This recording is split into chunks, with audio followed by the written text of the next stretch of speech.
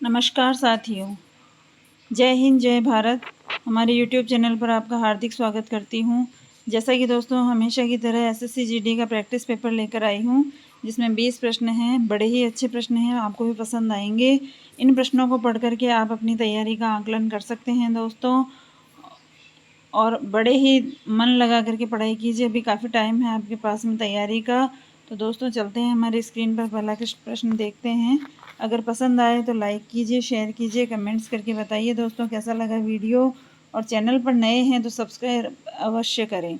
तो देखिए, चलते हैं हमारे प्रश्नों की ओर। हमारे स्क्रीन पर पहला प्रश्न है दोस्तों, अमरकंटक से किस नदी का उद्गम होता है? अमरकंटक जो पहाड़ है वहाँ से, एमपी में है ये अमरकंटक की पहाड़ियाँ। तो पहला ऑप्शन है यमुना नदी, दूसरा है चंबल नदी, तीसरा है नर्मदा नदी और चौथा है गोदावरी नदी। तो हमारा सही आंसर हो जाएगा दोस्तों यहाँ पर नर्मदा नदी। नर्मदा नदी का उद्गम स्थल अमरकंटक की पहाड़ियों से माना गया है, जो कि एमपी में स्थित है। तो अन्य देखिए दोस्तों, यमुना नदी। यमुना नदी का उद्गम स्थल जो है हिमालय की पहाड़ियों में यमुनोत्री से इसका उद्गम स्थल होता है, और ये गंगा की सहायक नदी है। इसके अलावा चंबल नदी। चंबल नदी जो है एमपी में ही जनापाव की पहाड़ियाँ हैं, वहाँ से चंबल नदी का उद्गम होता है। उसके बाद में ये राजस्थान में बहती हुई उत्तर प्रदेश में ये यमुना नदी में मिल जाती है। इसके अलावा गोदावरी नदी दक्षिण भारत की सबसे बड़ी नदी है ये। तो ये इसका जो उद्गम स्थल है वह है महाराष्ट्र में नासिक के पास त्र्यंबकेश्वर की पहाड़ियों से। तो देखिए दोस्तों, हमारा आज का ऑप्शन हो जाएगा इसका पहले प्रश्न का नर्मदा नदी।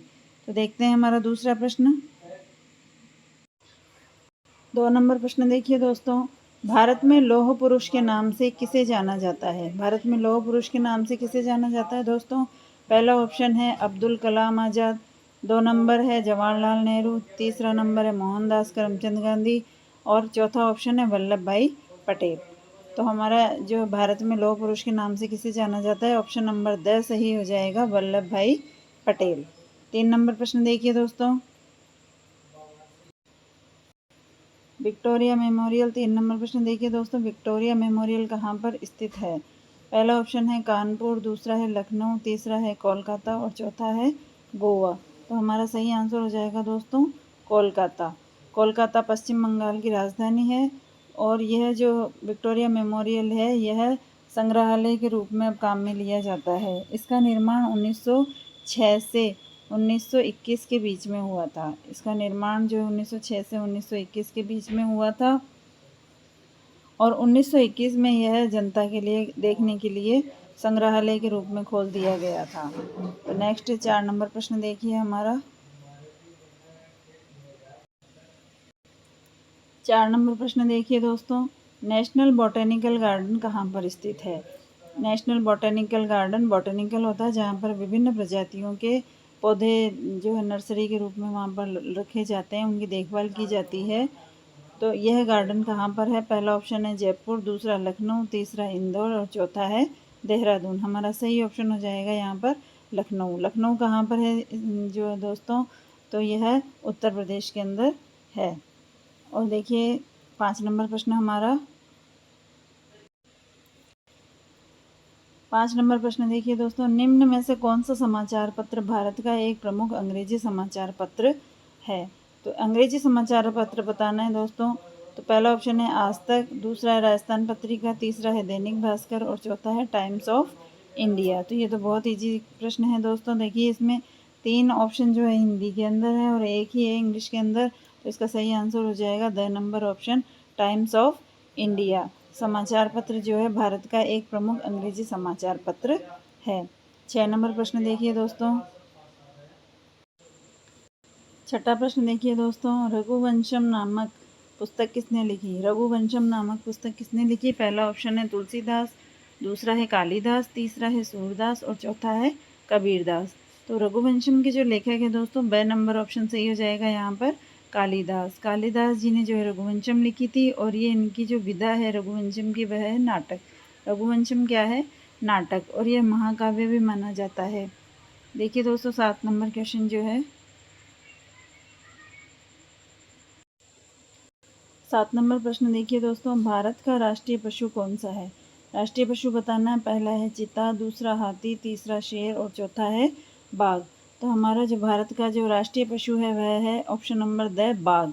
बाघ को दोस्तों 1972 में जो है राष्ट्रीय पशु घोषित कर दिया गया था और उसी समय 1972 में ही प्रोजेक्ट टाइगर की शुरुआत भी की गई थी। तो देखिए हमारा नेक्स्ट क्वेश्चन 8 नंबर प्रश्न देखिए हमारा 8 नंबर प्रश्न है हमारा, चोल साम्राज्य का अंत किसने किया? चोल साम्राज्य का अंत बताना है। तो पहला ऑप्शन है मोहम्मद गजनवी, दूसरा है मलिक काफूर और तीसरा है मोहम्मद गौरी और चौथा है इनमें से कोई नहीं। तो चोल साम्राज्य का जो अंत है वो दोस्तों पांड्या शासकों ने किया था। किसने किया था? पांड्या शासकों ने किया था। इसलिए यह ऑप्शन हमारे इन 4 ऑप्शन में कहीं पर भी नहीं है। तो इनमें से सही आंसर हो जाएगा ऑप्शन नंबर द, इनमें से कोई नहीं। चोल साम्राज्य का अंत पांड्या शासकों ने किया था। हमारी स्क्रीन पर अगला क्वेश्चन देखिए दोस्तों 9 नंबर प्रश्न देखिए, महात्मा गांधी ने असहयोग आंदोलन किस वर्ष शुरू किया था? असहयोग आंदोलन बताना है दोस्तों। तो पहला ऑप्शन है 1919, दूसरा है 1920, तीसरा है 1921 और चौथा ऑप्शन है 1922। तो हमारा सही आंसर हो जाएगा यहाँ पर 1920 में। तारीख पूछे तो 1 अगस्त 1920 को जो है असहयोग आंदोलन की घोषणा जो है महात्मा गांधी ने कर दी थी और इसी दिन से इसकी जो शुरुआत भी है वो हो गई थी। तो दोस्तों कमेंट बॉक्स में बताइए कि आप भारत छोड़ो आंदोलन कब हुआ था? महात्मा गांधी ने भारत छोड़ो आंदोलन कब शुरू किया था? 10 नंबर प्रश्न देखिए दोस्तों, साइना नेहवाल किस खेल से संबंधित है? बड़ी ही प्रसिद्ध खिलाड़ी है साइना नेहवाल। किस खेल से संबंधित है? पहला है फुटबॉल, दूसरा बैडमिंटन, तीसरा टेनिस और चौथा है हॉकी। तो हमारा इसमें से सही आंसर हो जाएगा ऑप्शन नंबर ब, बैडमिंटन से। साइना नेहवाल जो है बैडमिंटन खेल से संबंधित है। 11 नंबर प्रश्न देखिए हमारा 11 नंबर प्रश्न है, सबसे गर्म ग्रह कौन सा है? सौरमंडल का जो है सबसे गर्म ग्रह बताना है दोस्तों। तो पहला ऑप्शन है शुक्र, दूसरा है मंगल, तीसरा बुध, चौथा है बृहस्पति। तो हमारा सही आंसर हो जाएगा ए नंबर ऑप्शन शुक्र ग्रह। शुक्र ग्रह जो है सबसे गर्म ग्रह है। और देखिए सब सौरमंडल में मतलब सूर्य से सबसे पास का जो ग्रह है वह है बुध। तो देखिए हमारे 12 नंबर का क्या प्रश्न 12 नंबर प्रश्न है, सिंधु सभ्यता थी। सिंधु सभ्यता कैसी थी? शहरी, ग्रामीण, मिश्रित, इनमें से कोई नहीं। तो सिंधु घाटी सभ्यता के बारे में दोस्तों हम बचपन से पढ़ते आ रहे हैं कि यह सभ्यता जो है नगरीय सभ्यता थी। तो नगरीय थी तो इसका मतलब यहाँ पे ऑप्शन नगरीय तो है ही नहीं। तो ए नंबर ऑप्शन सही हो जाएगा शहरी। सिंधु घाटी सभ्यता जो है कैसी सभ्यता थी? शहरी, शहर में बसी हुई थी सभ्यता ऐसी थी। बड़े ही मतलब आधुनिक तरीक़ों से मिलते जुलते वहाँ के रहन सहन वगैरह थे। और यह कौन सी नदी के किनारे स्थित थी दोस्तों? तो यह सिंधु नदी के किनारे स्थित होने के कारण ही इसका नाम जो है सिंधु नदी घाटी सभ्यता कहा जाता है। इसको सिंधु नदी घाटी सभ्यता कहा जाता है। तो हमारा 13 नंबर प्रश्न देखिए, कोणार्क का मंदिर कहाँ पर है? कोणार्क का मंदिर कहाँ पर है दोस्तों? पहला ऑप्शन है उड़ीसा, दूसरा है राजस्थान, तीसरा है केरल और चौथा है तमिलनाडु। तो कोणार्क का जो मंदिर है दोस्तों वह है उड़ीसा में। ए नंबर ऑप्शन सही हो जाएगा। और उड़ीसा के पुरी ज़िले में, कौन से ज़िले में? पुरी ज़िले में यह है कोणार्क का जो मंदिर है। यह किस भगवान से संबंधित है? सूर्य से संबंधित है। कोणार्क का जो सूर्य मंदिर कहा जाता है, कोणार्क का सूर्य मंदिर, तो यह सूर्य भगवान को समर्पित है। 14 नंबर ऑप्शन देखिए दोस्तों। मैं आशा करती हूँ प्रश्न आपको पसंद आ रहे होंगे दोस्तों। अगर पसंद आए हैं तो कमेंट्स करके मुझे अवश्य बताइए कि कैसा लगा वीडियो और सब्सक्राइब अवश्य करें चैनल पर नए हैं तो देखिए हमारे 14 नंबर का प्रश्न 14 प्रश्न नंबर देखिए हमारा, राष्ट्रपति का कार्यकाल कितने वर्ष का होता है? राष्ट्रपति का कार्यकाल कितने वर्ष का होता है? 3 वर्ष, 4 वर्ष, 5 वर्ष और 6 वर्ष। तो हमारा सही आंसर हो जाएगा दोस्तों यहाँ पर ऑप्शन नंबर स। राष्ट्रपति का कार्यकाल 5 वर्ष का होता है। राष्ट्रपति के जो निर्वाचन में हैं संसद के दोनों सदनों के निर्वाचित सदस्य और राज्यों की विधानसभाओं के निर्वाचित सदस्य भाग लेते हैं। तो आप कमेंट्स में बताइए कि वर्तमान में राष्ट्रपति कौन है हमारे देश के दोस्तों। जवाब अवश्य दीजिएगा। 15 नंबर प्रश्न है दोस्तों, संविधान कब लागू हुआ था? हमारे देश का जो संविधान है वह कब लागू हुआ था? ए नंबर ऑप्शन है 1949, दूसरा है 1950, तीसरा है 1951 और चौथा है 1952। तो देखिए दोस्तों, हमारा यहाँ पर सही आंसर हो जाएगा 1950। देखो, संविधान से दोनों ही सन जुड़े हुए हैं, 1949 और 1950। तो 26 नवंबर 1949 को तो यह क्या किया गया था दोस्तों? अपनाया गया था, इसको अपनाया गया था 26 नवंबर 1949 को। लेकिन संपूर्ण देश में जो है लागू कब किया गया था? 26 जनवरी को। 26 जनवरी 1950 को यह संपूर्ण देश में लागू कर दिया गया था। तो देखिए 16 नंबर प्रश्न हमारे स्क्रीन पर। 16 नंबर प्रश्न देखिए दोस्तों, बांग्लादेश की स्थापना कब हुई थी? 1970 में, 1971 में, 1972 में, 1973 में। तो हमारा सही आंसर हो जाएगा यहाँ पर ऑप्शन नंबर ब, 1971 में। तारीख कितनी थी दोस्तों? 26 मार्च। 26 मार्च 1971 को जो है बांग्लादेश के रूप में पूरी तरह से बांग्लादेश नाम दे दिया गया था इसको। 1971 से पहले इसको किस नाम से जाना जाता था दोस्तों? पूर्वी पाकिस्तान। क्या कहा जाता था इसको? पूर्वी पाकिस्तान। पश्चिमी पाकिस्तान वर्तमान में राजस्थान के पश्चिम में जो पाकिस्तान है वह है, और पूर्वी पाकिस्तान के नाम से बांग्लादेश को जाना जाता था। लेकिन 1971 में इसको पूर्ण रूप से बांग्लादेश के रूप में पाकिस्तान से अलग कर दिया गया था। तो दोस्तों, आशा करती हूँ आपको जानकारी पसंद आ रही होगी। अगला 17 नंबर प्रश्न देखिए दोस्तों हमारी स्क्रीन। 17 नंबर प्रश्न देखिए दोस्तों, फतेहपुर सीकरी में इबादत खाना किसने बनवाया? इबादत यानी पूजा करने का जो स्थान है वह बनवाया, इबादत खाना बनवाया। और यह किसने बनवाया था? शाहजहां ने, औरंगजेब ने, अकबर ने और जहांगीर ने। तो हमारा सही आंसर हो जाएगा यहाँ पर ऑप्शन नंबर स, अकबर ने यह बनवाया था। तो दोस्तों, यह इबादत खाना क्यों बनवाया था और कब बनवाया था? तो कब बनवाया था? 1575 में। कब बनवाया था दोस्तों?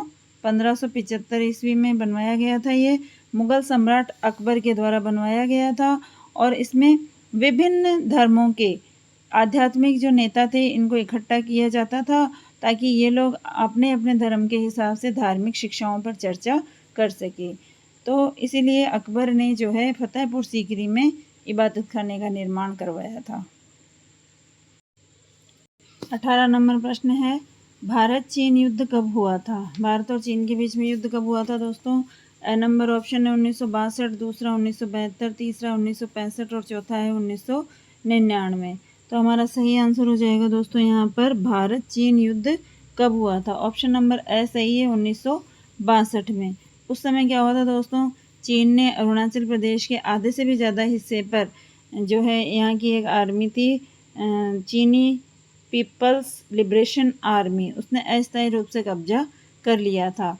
तो दोनों के बीच में युद्ध हुआ, और चीन ने ही फिर एक तरफा युद्ध विराम करते हुए अपनी सेना को मैकमोहन रेखा से पीछे हटा लिया था। तो इस प्रकार से दोस्तों भारत चीन के बीच में युद्ध कब हुआ था? 1962 में हुआ था। 19 नंबर प्रश्न देखिए दोस्तों। 19 नंबर प्रश्न है दोस्तों, किस क्षेत्र में हरित क्रांति भारत में सफल हुई? किस क्षेत्र में हरित क्रांति भारत में सफल हुई दोस्तों? गन्ना, सरसों, गेहूं, चावल। तो यहाँ पर सही आंसर हो जाएगा ऑप्शन नंबर स, गेहूं के क्षेत्र में। दोस्तों, हरित क्रांति की शुरुआत जो है भारत में 1967-68 में हुई थी। कब हुई थी? 1967-68 में शुरू हुई थी हरित क्रांति। ये इसके जो हरित क्रांति के जो जनक कौन थे दोस्तों, ये मुझे कमेंट बॉक्स में आप कमेंट्स करके बताएं कि हरित क्रांति के भारत में जो जनक हैं वो कौन हैं। तो दोस्तों, ये जो क्रांति है हरित क्रांति, ये कहाँ पर हुई थी? पंजाब राज्य में की गई थी। गेहूं के उत्पादन में वृद्धि करने के लिए हरित क्रांति को प्रारंभ किया गया था, और इसके जनक जो है वो आप लोगों को बताना है कमेंट्स करके। इस हरित क्रांति से क्या हुआ? अधिक अनाज की उत्पत्ति करने के लिए, अनाज का उत्पादन बढ़ाने के लिए, निवेश करने के लिए और किसानों को दी जाने वाली सेवाओं का विस्तार करने के लिए ही भारत में हरित क्रांति की शुरुआत हुई थी दोस्तों। तो अगला प्रश्न देखिए हमारे 20 नंबर का। आज का हमारा अंतिम और 20 नंबर प्रश्न है दोस्तों, सबसे बड़ी मानव निर्मित झील पूछा गया है।